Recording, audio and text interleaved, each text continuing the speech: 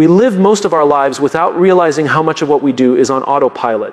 We wake up in the same way, check our phones in the same way, take the same route to work, talk to the same people, respond to challenges in the same tone, and solve problems in the same predictable pattern. We think we're making new choices every day, but if we're honest, most of our days are simply repetitions of yesterday with minor variations. It's like we're tracing over the same outline again and again. Maybe the colors change slightly, but the picture remains the same. And here's the tricky part: patterns aren't bad just because they're patterns. Some patterns help us. They bring stability, keep us grounded, and create a sense of rhythm in life. But patterns can also become invisible cages. They can trap us in loops that keep us stuck in the same results, the same frustrations, the same missed opportunities, year after year. What's even more dangerous is that these cycles are often invisible until they hurt. You don't notice them when you're in the middle of them. You think, that's just how life is, or that's just how I am. But slowly, quietly, without announcing themselves, these patterns begin to cost us more than they give us. Sometimes the first sign is frustration, a dull, constant sense of, why does this keep happening to me? You find yourself in the same kind of relationships that drain you. You keep running into the same problems at work, even when the job changes. You keep promising to change a habit, but somehow end up back where you started. It's not bad luck. It's not coincidence. It's the pattern playing itself out. And here's the most sobering truth: you can't break a cycle you can't see. That's why awareness is so powerful. Awareness is the moment you step back from your own life and notice the repetition. It's the moment you stop blaming circumstances and start seeing the common thread. I once spoke with someone who had switched jobs 5 times in 6 years. Every time they left because of bad management or a toxic environment. And in every job, the same frustrations followed them. At some point, they began to realize the pattern. Different companies, different bosses, same feelings. That moment of recognition was painful because it meant the problem wasn't only out there. It meant they had to ask hard questions about themselves. And that's the first step to breaking any, not running from it, but naming it. Naming the pattern is uncomfortable because it exposes us to ourselves. We like to think we're constantly evolving, constantly improving, but the truth is, most of us are recycling the same behaviors in slightly different packaging. Until we shine a light on the pattern, it stays hidden, and anything hidden holds power over us. Awareness doesn't come from distraction. It doesn't come from scrolling, from business, from noise. It comes from stillness. It comes from paying attention. It comes from asking, what keeps repeating in my life and why? When you see the pattern clearly for the first time, you can't unsee it. That's both a gift and a burden. A gift because now you have the opportunity to change it. A burden because now you can't pretend you didn't know. You can't keep blaming the world without also taking responsibility for your role in the loop. And here's where most people get stuck. The moment they see the pattern, they underestimate how strong it is. Patterns aren't just habits. They're grooves in our brain carved over years of repetition. They feel natural because they've been rehearsed thousands of times. That's why breaking them isn't about sudden, massive transformation. It's about conscious interruption. A conscious interruption is when you catch yourself in the middle of the loop and do something, anything, differently. It could be as simple as pausing before you respond in a way you always respond. It could be deciding to listen instead of defend. It could be declining an invitation you'd normally accept, or speaking up when you'd normally stay silent. The size of the action matters less than the fact that it interrupts the sequence. Think of it like a record player. The needle is following the same groove over and over. If you want a different song, you don't smash the whole record player. You just lift the needle and set it down in a new place. One small shift can change the track entirely. But here's the challenge. Breaking a pattern isn't a one-time event. It's not like you see the loop once and then you're free forever. The old grooves are still there and they're comfortable. Your brain will try to pull you back to what it knows, even if what it knows isn't serving you. That's why the process requires consistency and patience. It's not a quick escape, it's a steady rewiring. Some people wait for life to break the pattern for them. They think, once I get the right job, then I'll change, or once I meet the right person, then I'll be different. But that's not how it works. If you're in the same mindset, the same habits, the same reflexes, you'll carry the old pattern into the new situation, and the cycle will begin again. New setting, same story. The real shift happens when you take ownership before the external circumstances change. You decide, this stops here, this stops with me. You may not know exactly how to rewrite the script yet, but the commitment to interrupt the loop is already a form of change. Sometimes breaking a pattern means going against what everyone around you expects. Maybe your family has always handled conflict by avoiding it, and you're the one who chooses to start honest conversations. Maybe your workplace has always rewarded overwork and burnout, and you're the one who decides to set boundaries and protect your health. You will get resistance, People are used to your role in the old pattern, and when you step out of it, you disrupt their comfort too. But here's the thing, when you break a pattern, you're not just changing your own life. You're sending ripples through every relationship and every environment you touch. You're creating a new possibility that didn't exist before, not just for yourself, but for others who are watching you. Patterns, when left unbroken, can stretch across generations. Families can pass down not just traditions and values, but also fears, coping mechanisms, and limiting beliefs. Sometimes you're not just breaking your own cycle, you're breaking the one you inherited. And when you do, you create a new inheritance for those who come after you. That's why awareness is such a turning point. The moment you see clearly is the moment you have a choice. You can go back to the loop and pretend you didn't notice it. Or you can decide that this day is different. That this is the day you lift the needle, even if you're not sure exactly where to drop it next. And here's the beautiful part, the first step you take outside the loop doesn't have to be perfect. It doesn't have to feel graceful or certain, it just has to be different. Once you've proven to yourself that you can act differently, the cycle begins to lose its power. If you've been feeling stuck, pay attention to what keeps repeating, not just in your circumstances, but in your reactions, your thoughts, your choices. Notice the language you use with yourself. Notice the roles you keep playing in other people's stories. Notice what you tolerate, what you chase, what you avoid. Every repetition is a clue. The truth is, the day you break the pattern is rarely a dramatic moment with fireworks and fanfare. It's often quiet, it's often uncelebrated. Sometimes no one even notices but you. But that small, quiet choice is the crack in the wall. Over time, that crack becomes a doorway. So maybe today is the day you decide to see clearly. Maybe today is the day you interrupt the loop. Maybe today is the day you choose not to do what you've always done. Because the day you break the pattern, no matter how small the break, is the day you begin to break the cycle. And once the cycle is broken, the future is no longer a rerun of the past. It's unwritten, waiting for you to choose the next step. We have been taught since childhood that comfort is the reward for hard work. Work hard now so you can relax later. Push yourself today so tomorrow will be easier. And on the surface, that makes sense. Who wouldn't want life to feel safe, predictable, and free from unnecessary struggle? But somewhere along the way, we confused comfort with progress. We started believing that once we reach a certain point, the goal is to stay there forever, to avoid risk, to avoid change, to avoid anything that makes us feel uncertain or awkward or out of control. And here's the problems. The moment we build our lives around protecting our comfort, we stop growing. It's easy to think of danger as something loud and obvious, a mistake that costs us everything, a failure that leaves us flat on the floor. But danger can also be quiet. It can sound like, this is good enough. Why risk it? It can feel like the familiar routine you never question. It can hide inside words like stable, safe, or comfortable. And because it feels good in the moment, we rarely see it for what it is, a trap. This is the trap of the familiar. It doesn't ask you to make a choice all at once. It works in small doses. It convinces you to make the same decision you made yesterday, and the day before that, and the day before that. It tells you there's no need to try something different because this is how things are done. But then slowly, without realizing it, you begin to build a life that is predictable, but not fulfilling. We often mistake movement for progress. You can run on a treadmill for hours and feel exhausted, but you haven't actually gone anywhere.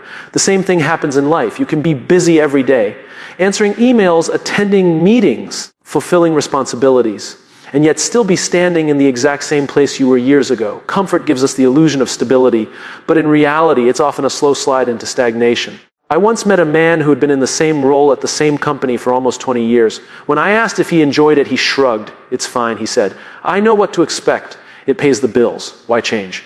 But as we spoke longer, I could hear the quiet resignation in his voice. He admitted that he'd once dreamed of doing something else entirely, but over the years, the comfort of a predictable paycheck had replaced that dream. He didn't lose his ambition overnight. Comfort slowly convinced him to stop trying. That's what makes comfort so dangerous. It doesn't feel like a cage. It feels like a soft blanket. And yet, it limits us just as much as fear does. Here's the truth no one likes to admit: growth never feels comfortable while it's happening. It's awkward, it's messy, it's full of uncertainty. Think about the first time you tried something completely new. A new job, a new skill, a new relationship. You didn't know what you were doing. You made mistakes. You felt out of place. But that's what made you grow. When you stay in comfort too long, you lose your tolerance for that feeling. You become allergic to uncertainty. You start to reject anything that makes you feel unsteady, forgetting that unsteadiness is the bridge between who you are now and who you want to become. The danger isn't just personal either. Entire organizations can fall into the comfort trap. Companies that were once innovative stop experimenting because they don't want to risk losing their position in the market. Teams that once pushed boundaries start relying on the same old strategies because worked before. And eventually something new, something bolder passes them by. Not because they were incapable, but because they chose comfort over evolution.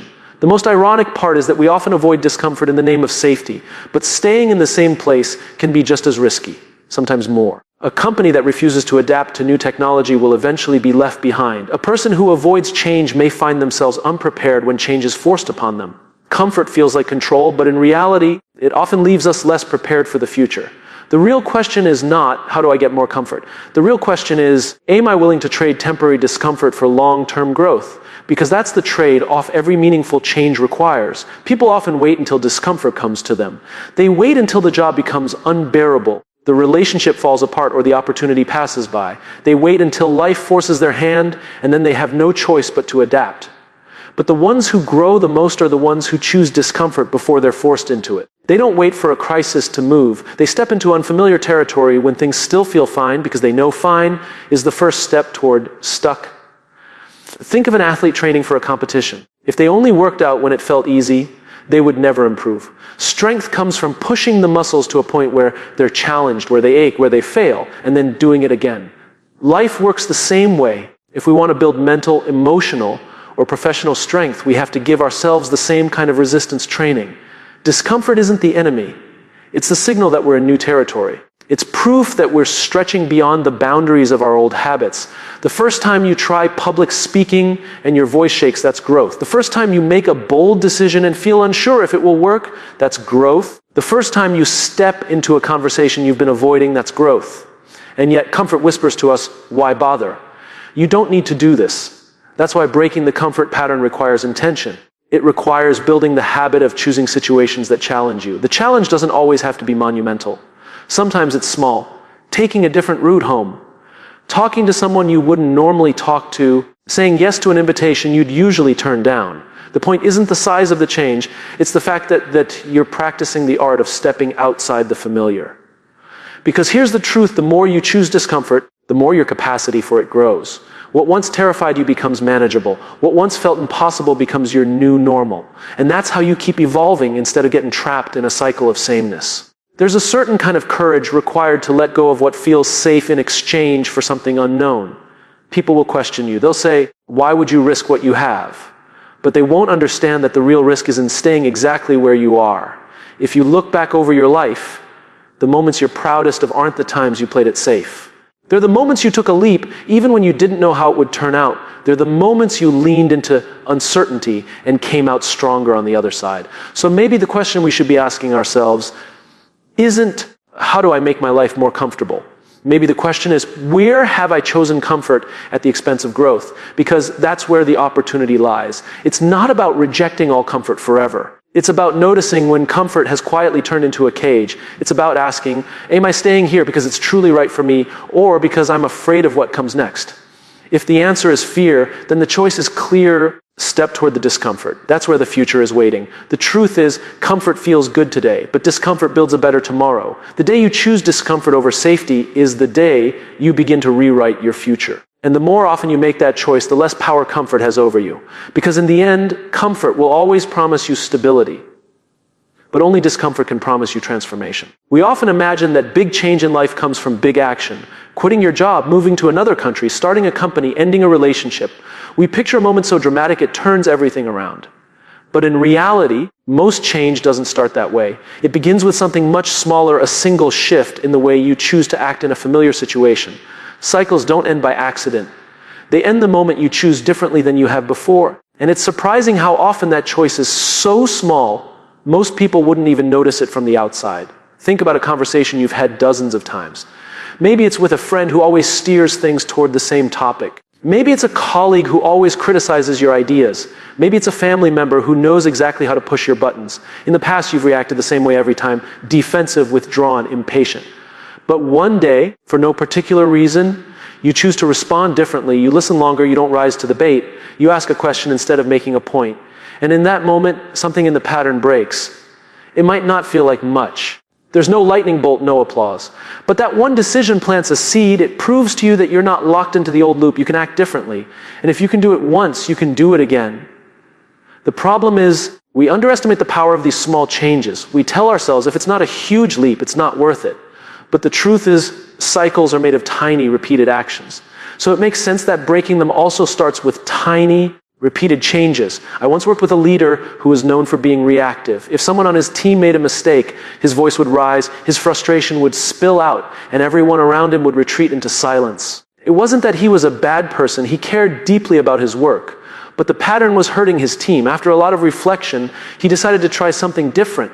The next time a mistake happened, he paused before speaking. He literally counted to 5 in his head, and in that space, his entire tone shifted. He asked questions instead of assigning blame. It was such a small adjustment, but it completely changed the conversation. Over time, that pause became his new pattern. Breaking a cycle isn't always about doing something grand. Sometimes it's about creating a moment of space where there was none before. That space gives you room to choose, and choice is where change begins. The other reason small shifts matter is because they're sustainable. Anyone can make a big, dramatic change for a week or two. But can you keep choosing differently day after day, especially when no one is watching, especially when it would be easier to slip back into what's familiar? That's where the real work happens. And here's the truth. Choosing differently doesn't always feel good at first. In fact, it often feels wrong. You're going against a groove that's been worn deep over years, maybe decades. Your instincts will try to pull you back into the old rhythm. You'll feel awkward, unnatural, even guilty. That's not a sign you're doing it wrong. It's a sign you're doing something new. One of the most challenging parts of breaking a cycle is that other people are often invested in you staying the same. They're used to the role you play. They know how the script goes. And when you suddenly deliver a different line, you change the scene for everyone. Not everyone will like that. Some will push back. Some will try to pull you back into your old role. That's not because they don't care about you. It's because your change forces them to see themselves differently too. That's why courage matters more than confidence when you're starting out. You don't need to feel ready. You don't need to be sure you can keep it up forever. You just need to be willing to take the first step, to make the first interruption, even if your voice shakes or your hands tremble. Confidence is a product of repetition, not a prerequisite for action. And once you've taken that step, something important happens. The old story loses a little bit of its power over you. You start to see that you're not at the mercy of your habits, your upbringing, or your past choices. You're not bound by the way it's always been. That's an incredibly freeing realization, and also a little terrifying. Because if you can choose differently, then you're also responsible for what happens next. It's tempting to look for the perfect moment to break a pattern. To tell yourself, I'll do it when things calm down, or I'll do it when I feel more prepared. But the perfect moment never arrives. Life doesn't line itself up neatly so you can make changes without disruption. The best time to start is exactly when you notice the pattern. Even if it's messy, even if you feel unready. I remember talking to a woman who had spent years in relationships where she felt unappreciated. She kept ending up with partners who treated her the same way. At first, she thought it was bad luck. Eventually, she realized she was accepting less than she deserved because it was familiar. She told me that the first time she said no to a partner's dismissive comment, something she would have let slide before, it felt like the smallest act. But she said it was the moment she began to feel her worth. That one choice made the next one easier. And slowly, the cycle she thought was inevitable began to dissolve. The shift doesn't have to be visible to anyone else for it to be powerful. It doesn't have to make headlines in your life. It just has to be consistent. And that consistency comes from understanding that change is a process, not an event. When you break a pattern, the old one doesn't vanish instantly. It will try to reassert itself. It will show up in moments when you're tired, stressed, or distracted. That's why awareness is key. You have to notice the pattern as it starts, not after you've already fallen into it. And when you do fall back into it, because the goal isn't to feel defeated, it's to recover faster, to choose differently the next time, and the next until the new way becomes natural. It's like turning a massive ship. You don't spin the wheel once and instantly change direction. You apply steady pressure over time, and slowly, almost imperceptibly, the course shifts. One day you look up and you realize you're headed somewhere entirely different. What's powerful about small changes is that they compound. One different choice leads to another and then another. Over time, the person you become is shaped not by a single moment of transformation, but by hundreds of tiny decisions that each broke the cycle in some way. The beauty of this approach is that it doesn't require you to have everything figured out. You don't have to see the whole path ahead. You just have to see the next choice and decide to make it different from the last time. And here's something worth remembering. Cycles don't just exist in our personal lives. They exist in teams, in organizations, in communities. Groups can get stuck in patterns just as much as individuals can Repeating the same approaches, making the same assumptions, avoiding the same conversations. The same principle applies there too. Change starts with one person making one different choice. Maybe that's speaking up in a meeting when everyone else is nodding along. Maybe it's asking a question no one has asked before. Maybe it's refusing to do things the way they've always been done, when you know there's a better way. That's how momentum begins, with one break in the rhythm. And once that break happens, it creates permission for others to choose differently too. Your choice can become the catalyst for change far beyond yourself. If there's one thing I've learned, it's that waiting for someone else to break the cycle rarely works. We all hope for the perfect leader, the perfect moment, the perfect push. But more often than not, change comes when an ordinary person makes an extraordinary decision in an ordinary moment. You don't have to announce it. You don't have to get it perfect. You just have to do something, anything, that breaks the loop. Because once you've proven to yourself that you can, the cycle no longer owns you. And that's the real turning point. The moment you realize you have a choice, you're free. The moment you take that choice, you're changed. And the moment you repeat it, you're on your way to a new pattern entirely. The day you choose differently is the day the story starts to change. And once the story changes, so does everything else. We tend to put a lot of pressure on the idea of confidence. We imagine that the people who take bold action, the ones who step into the unknown, are the ones who are absolutely certain of themselves. We tell ourselves that once we feel confident, then we'll take the leap. But confidence is not the fuel for action. It's the result of it. Waiting for confidence before you act is like waiting to get stronger before you start lifting weights. The whole point is that the strength comes from the lifting, not before it.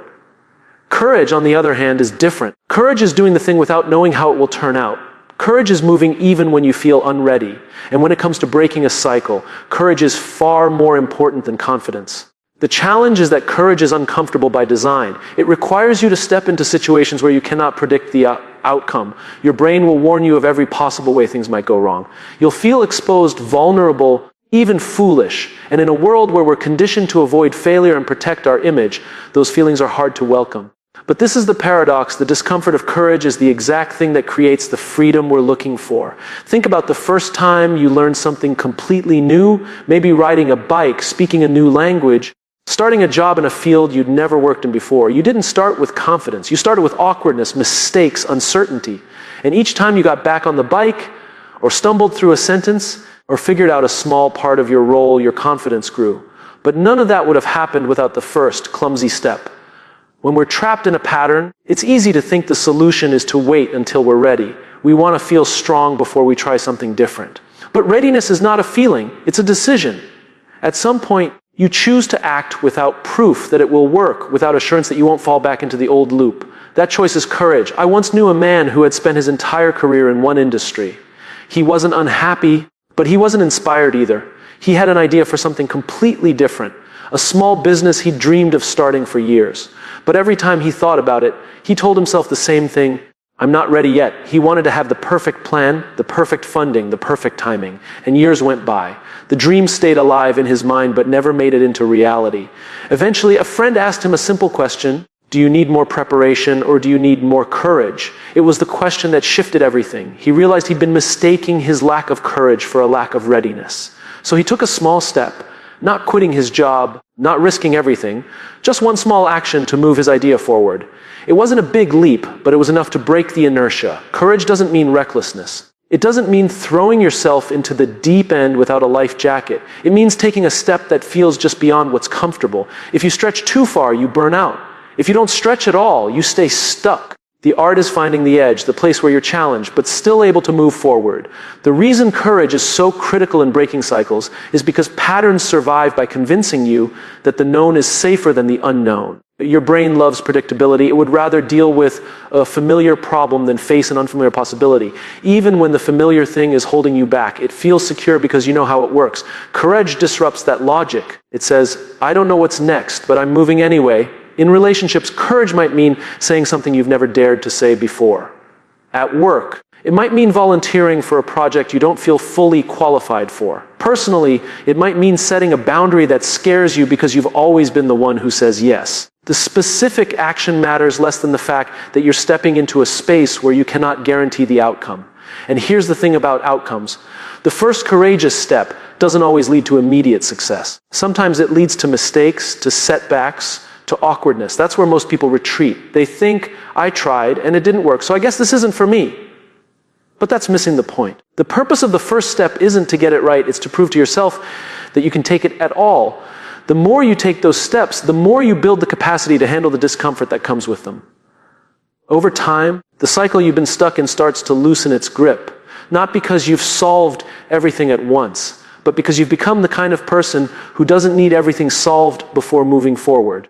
That's when confidence starts to grow naturally. And confidence, once it appears, makes it easier to keep breaking patterns because you've already proven to yourself that you can navigate uncertainty. People sometimes assume that courage is a trait you either have or you don't. But courage is not a personality type, it's a practice. Every time you choose courage over comfort, you strengthen that muscle. And like any muscle, it grows with use. The danger of waiting for confidence is that you can spend your entire life preparing and never acting. You can read every book, take every course, gather every piece of advice, and still find yourself in the same spot because the missing piece isn't knowledge. It's the willingness to step into the unknown. I once heard someone say that courage is borrowed confidence from your future self. You may not feel certain now, but you trust that your future self will be able to handle whatever happens. And when you look back later, you realize that trust was well placed because you've navigated far more than you thought you could. Breaking a cycle requires exactly that kind of trust. You're not just leaving behind an old habit or reaction, you're stepping into a blank space where you have no history to rely on. That's scary. But it's also liberating. In that space, you're free to create something entirely new, and it's worth remembering that courage is contagious. When you act with courage, you give others permission to do the same. In a workplace, one person speaking up can open the door for others to share their ideas. In a family, one person setting a healthy boundary can inspire others to reevaluate their own. In a community, one person taking a stand can spark a movement. Cycles don't only exist within individuals. They're woven into the systems and cultures we're part of. And those systems change when enough people choose courage over comfort. The most important thing is not to wait for the perfect moment. The perfect moment is a myth. There will always be reasons to delay, always be fears to soothe, always be doubts to wrestle with. But the moment you choose courage, the moment you act without waiting to feel ready, you've already begun to break the cycle. You don't need to take the biggest leap on the first try. You just need to take a step that's different from the last one, and then another. Each step creates a new path, and each path takes you further from the old loop. Confidence will come. It always does. But it comes after the courage, not before.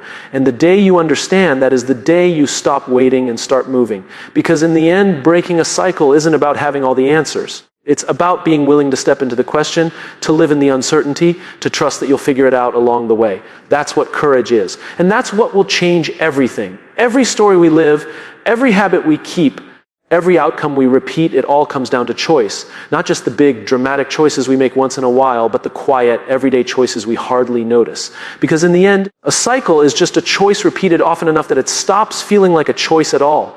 The most powerful realization you can have is that you get to decide where it ends. Not tomorrow, not someday. But the moment you decide, this is enough, that moment is the hinge point between the life you've been living and the life you could be living. Ending a cycle isn't about destroying your past or rejecting everything you've known. It's about looking at the pattern that has been running your life and saying, it stops here. It's about recognizing that no matter how long the loop has been playing, you are the one holding the power to lift the needle. Sometimes the cycle began with you. A choice you made years ago, a coping mechanism you developed, a belief you accepted as truth. Sometimes it began before you, in your family, your community, your culture. You may have inherited ways of thinking, reacting, and relating that were never truly yours to begin with. But just because you didn't start it doesn't mean you can't finish it. I once met someone who had grown up in a family where anger was the default response to conflict. Raised voices, slammed doors, long silences, that was the rhythm they knew. Without realizing it, they carried that rhythm into every relationship they had as an adult. It wasn't until a friend gently pointed it out that they saw the pattern. And in that moment, they made a choice. It stops with me. That choice didn't magically erase years of conditioning. It didn't make them calm and patient overnight. But it gave them a new standard to hold themselves to. And over time, they built a different rhythm, one their children would grow up knowing as normal. This is the thing about cycles. When you break one, you don't just change your life. You change the lives of everyone the cycle touches after you. Your choice becomes their starting point. But deciding to end a cycle is rarely a single moment of triumph. It's more like a declaration you make to yourself and then defend over and over. When the old pattern tries to pull you back in, because it will. Cycles are persistent. They're built to survive. They will show up in moments when you're tired, stressed, or triggered, tempting you to slip into the familiar. That's why ending a cycle isn't just about willpower. It's about building structures that make the new choice easier to sustain. You might need to change your environment, your habits, even some of your relationships. You might need to create reminders for yourself or find people who will hold you accountable. I knew a leader who wanted to break the cycle of micromanagement in his team. He realized he was holding on to control out of fear that mistakes would reflect badly on him. That fear had turned into a pattern, and his team was suffocating under it. So he decided to stop. Not once, but every time the impulse rose to check on someone's work unnecessarily. He built a system where team members gave updates at set intervals, which gave him visibility without constant interference. It was awkward at first, but eventually, the new rhythm took hold, the team began to thrive, and so did he. The key is to treat the decision to end a cycle not as a single act, but as a way of living. Each day you choose it again, you reinforce it. Each day you resist the pull of the old loop, you weaken it. And eventually the new pattern becomes the default. Not because it's easier, but because it's yours. Ending a cycle also means accepting that some people will not understand your choice. They may see it as rejection, even betrayal, because you are no longer playing the part they're used to. If you've always been the peacekeeper, they'll be surprised when you start speaking up. If you've always been the overachiever, they'll be confused when you start setting boundaries. That's okay. You're not breaking the cycle for their approval. You're doing it for your own growth and for the people who will benefit from the healthier pattern you're building. It's also important to understand that breaking a cycle doesn't mean you never feel the old impulses again. You might still get angry the way you used to. You might still feel the urge to control, to avoid, to give in. The difference is that now you see it. You have the awareness to pause, to choose differently, to remind yourself, this is not how the story goes anymore. Sometimes the act of ending a cycle is quiet and personal. It might not look like much to anyone else. You might be the only one who knows what it took to make a different choice. But the impact is real. Even if no one else applauds, you will feel it. That subtle but unmistakable shift from being carried by the current to steering your own course. And here's something worth remembering. The ending of a cycle is also the beginning of something new. When you free yourself from the repetition of the past, you create space for possibilities that couldn't exist before. At first, that space can feel uncomfortable. You're used to the loop filling it. But with time, you learn to fill it with things that align with the person you're becoming. The question you can keep asking yourself is this: what story do I want my choices to tell? Because every choice is a sentence in that story. Keep repeating the old sentences and you'll keep getting the same plot. Choose new sentences and eventually the story changes entirely. And the beautiful thing is you don't have to have the whole story figured out to start. You don't have to know exactly what the new cycle will look like. You just have to be clear about what you will no longer accept. That clarity is your compass. It keeps you pointed toward the life you want to live, even when the path isn't fully visible yet. I've seen people end cycles that have been in their families for generations. Cycles of silence, cycles of scarcity, cycles of resentment. I've seen them go on to create families, teams, and communities where those old patterns simply don't exist anymore. And every time it starts with one person deciding, it stops here. So maybe that's where you are now. Maybe you've recognized the loop. Maybe you've named the pattern. Maybe you've even tried to change it before, but it pulled you back in. That's okay. Every time you choose differently, you're still weakening it. Every time you resist the familiar and step into the uncertain, you're proving that you are not powerless. The day you end the cycle might not look dramatic. It might not feel like a grand finale. But it will feel like something inside you has shifted, like the ground has opened up to reveal a path you didn't know was there. And years from now, when you look back, you may not remember every struggle, every moment you had to recommit to the choice, but you will remember the moment you decided. Because that decision will be the point where your story turned. The cycle ends where you decide it ends. And when it does, the future is no longer bound to the past. It's open, unwritten, waiting for you to fill it, not with what has been, but with what can be.